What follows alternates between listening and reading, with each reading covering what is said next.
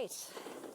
So I'm going to ask a few questions and then take questions from the audience. So please start thinking of them.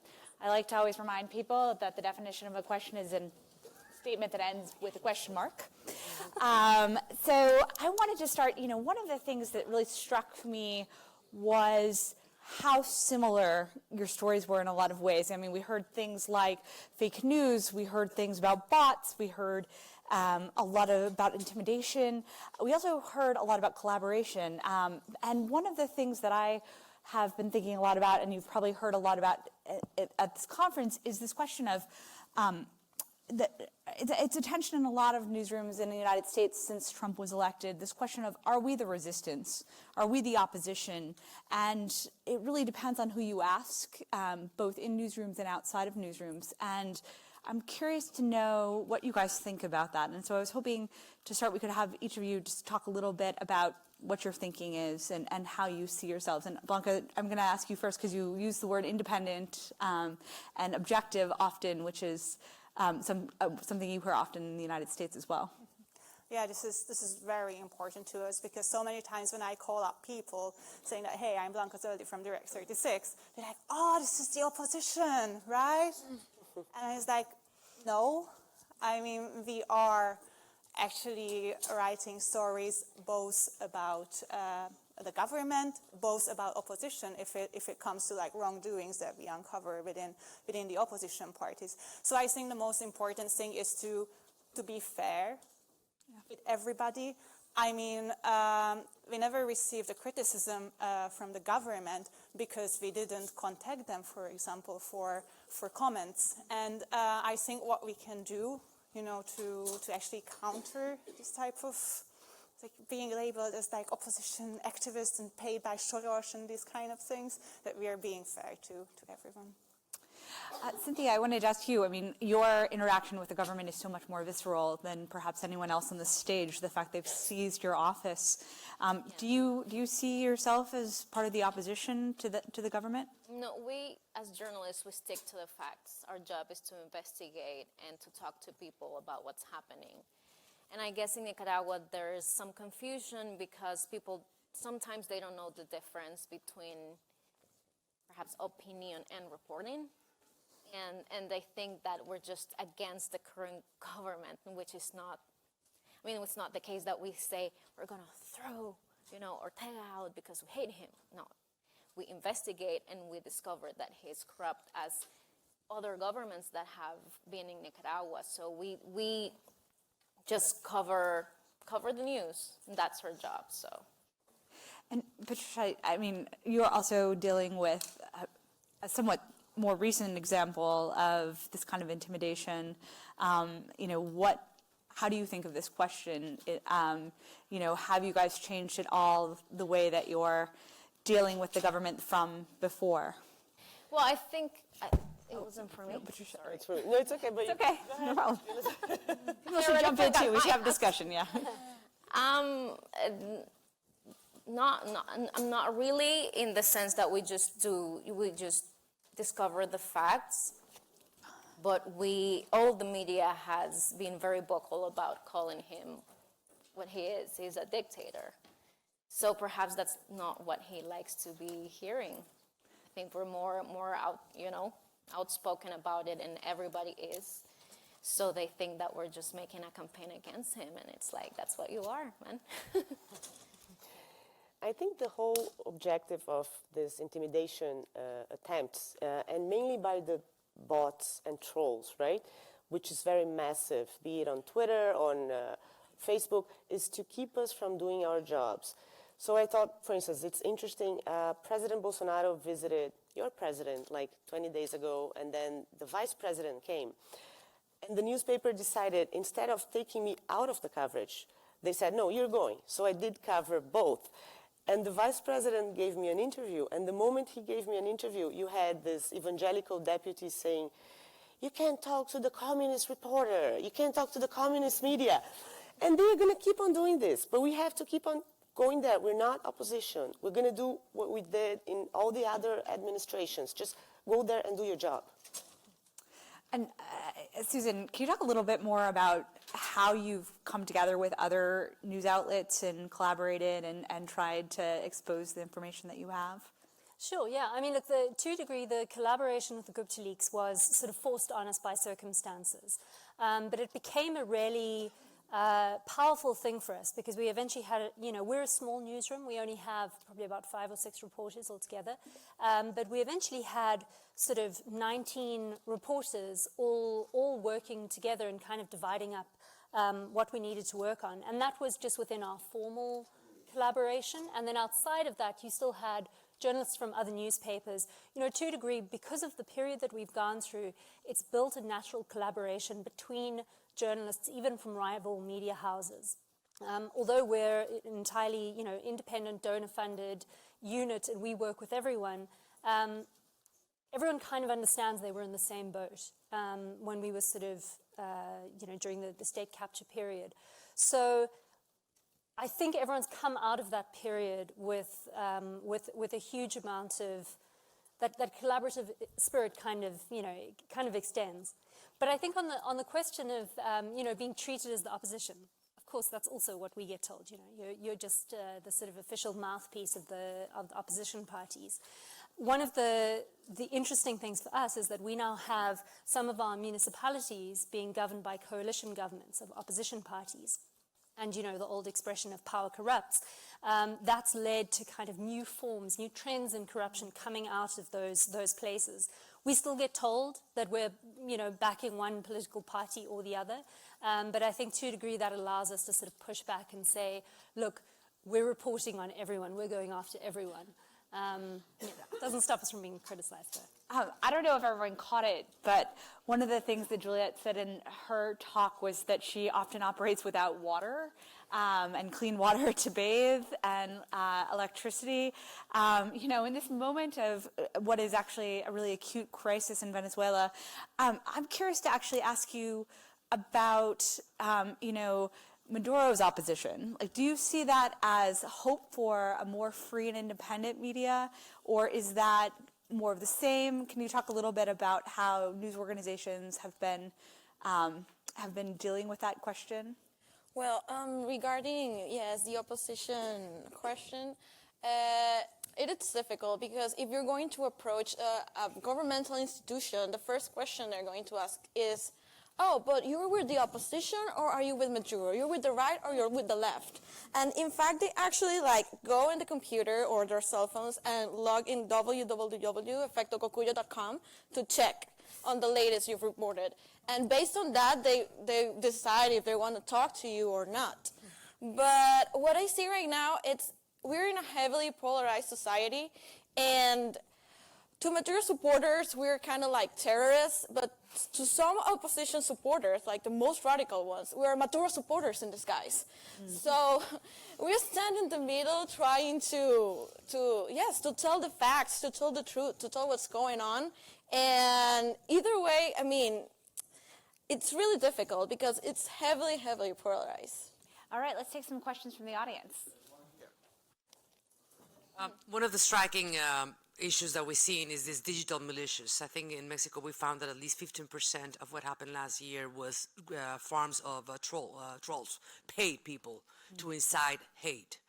And my question is, in that context, they also incite radicalization of opinion and becomes that you are the enemy of the people by facto to real people that hate you. What can you think you can do as journalists to be against these things?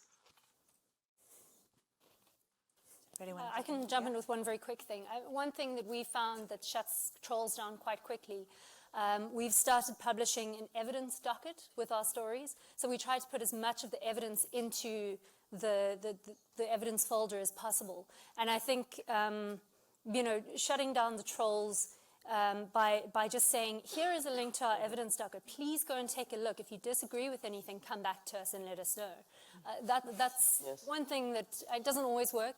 Sometimes the trolls will just carry on. But I agree. Yeah, I agree. We had a story that the Museum of Natural History might cancel this ceremony for Bolsonaro, right? So then we tweeted it, and then you had several readers saying, oh, you're fake news, you're Folha, you hate Bolsonaro, and then you just put their official Twitter, American Natural History Museum, and you don't say anything. Because otherwise if you engage, so just put the proof out there. I agree with that. You cannot fall into the government's narrative or that hate speech. That has happened to us a lot. I remember last year in the same program, TV show I showed you, the government was saying that we were 180 workers in Efecto Cocuyo, and we were going on a strike because we didn't get paid enough. I mean, we are 20 journalists, but we're not going to discuss with them on that. We just let the facts speak and our work speak for ourselves. Okay, let's take another question. There's one there. Someone catch this? Oh, Casi. Very good job. I think we talk a lot about in Latin America about journalists being a little bit trapped in a polarizing environment, but I wanted you guys to maybe reflect a little bit on how have we as journalists contributed to that polarizing of society itself, because we sometimes oversimplify through our own narrative. So in Colombia it happened either you were for peace or against it. We've seen it in Venezuela also. So what have you seen what can we do better in that sense? great question. Blanca, you want to answer that? Yes, absolutely. We see that in Hungary a lot, that depending on what type of news you read, you basically live in like two different worlds. That's true. And also I have to say that the more like left liberal media, which is normally against the pro-government media, has also contributed to this kind of like language actually to discredit like politicians, and the too much opinion in the articles really contributed to this kind of polarization. What I see we can do as personally as journalists in our own articles, we always look for the different sides of the stories, what I've mentioned earlier, to actually know you just cannot go and say that I'm not going to contact the subjects of my investigations before the publications of the article. So always presenting as much as possible all of the sides that are appearing in your articles. Can I just add something? We heard yesterday from a conservative journalist that liberals don't think they have a bias the same way as fish don't think they're wet. So I think the first thing is that we have to admit everybody has a bias. So before we write, we should examine what and why we're writing it. I think also that there's a huge problem in Latin American societies, and it is that there's no media literacy. And I think if we promoted that, perhaps at school, in universities, and to talk about more how the media industry works and how it is to be a journalist and investigate, then I think people would understand more how the dynamic of the profession is. And also to be closer to the audiences, because maybe in the past the journalist was in this podium, and then the rest of the people were just, below, and they were seen as very powerful people. And now with technology we get to talk to people more, so perhaps we should just get off the podium and have this debate or conversations with people in which we explain. I think we have another question up towards the top. Yeah, hello. I heard from a few of you that some of your audience have made comments about what exactly journalists do, and I'm glad that the conversation has turned to news literacy. What are some of the strategies, if there are any, that your news are trying to do in order to educate your readers of what journalists actually do? Yeah, I can get this question because we do that a lot. I mean, we have annual crowdfunding campaigns. We don't want to overburden our supporters, but we, for example, pay a lot of attention to actually explain how we work, which we think is a good way to pursue independent journalism. So we actually created videos explaining that, for example, after writing a draft, then it goes through the hands of 1 billion people, including lawyers, and then we actually showed them how our articles look after being fact-checked like, you know, this 3-page article with all the footnotes turns out to be like a 10-page article. So, you know, just to make them understand what steps are needed to have a balanced reporting. Yeah, I think this, we recently launched a crowdfunding campaign for the first time, and we had like a group of people that wanted to talk to our director. And it was the first time that our director talked, like, it was because of security reasons we had to do it on Skype, obviously.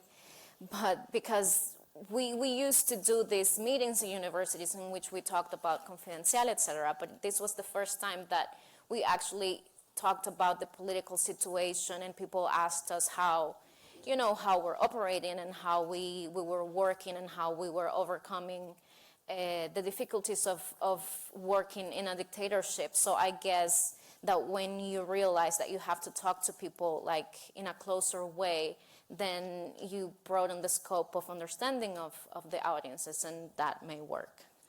In Efecto Cocuyo, we also have crowdfunding campaigns, but I think one of our main flagship programs is that we have something called Efecto Cocuyo Summer School. So we go to universities, especially like outside the capital from Venezuela, and cities where normally these types of events are not held because of mostly monetary problems. So we go there and we go to universities, and we do not only talk to college students, but also to people that are currently journalists and that want to become better and improve their work. So we try to teach them not only tools like digital tools on how to do media and videos and stuff, but also the ethics of journalism, and we approach different topics related, hot topics that are really, hot topics in Venezuela. All right, we have another question up there. Hi, I have a question about Brazil. So I work at The Intercept here in the US, but I know that my colleagues at The Intercept Brazil have also been aggressively reporting on the Bolsonaro government and have been personally attacked by him. And I'm wondering if you could speak kind of to the media ecosystem and how newsrooms, like traditional newsrooms like yours, interact with independent media, digital-only media, and just kind of how that looks. Yes, actually, Leandro de Mori, the head, has been blocked by the president on Twitter. It's a big deal. I think we don't have the type of collaboration that some countries already have. Like you were saying, that there was an understanding among media outlets that, you know, democracy is what is at stake here, so we should collaborate. I'm not sure if we're seeing this yet, which is unfortunate. But I think we're going to get there because that's the situation, you know. It's regardless of you being, you know, more left-leaning or more, everybody's going to be pro-free press, pro-democracy. So I guess that should lead to more collaboration, which does not exist yet, I think. That seems like a really great note to end on. I want to thank our amazing panel. Please let's give them a round of applause.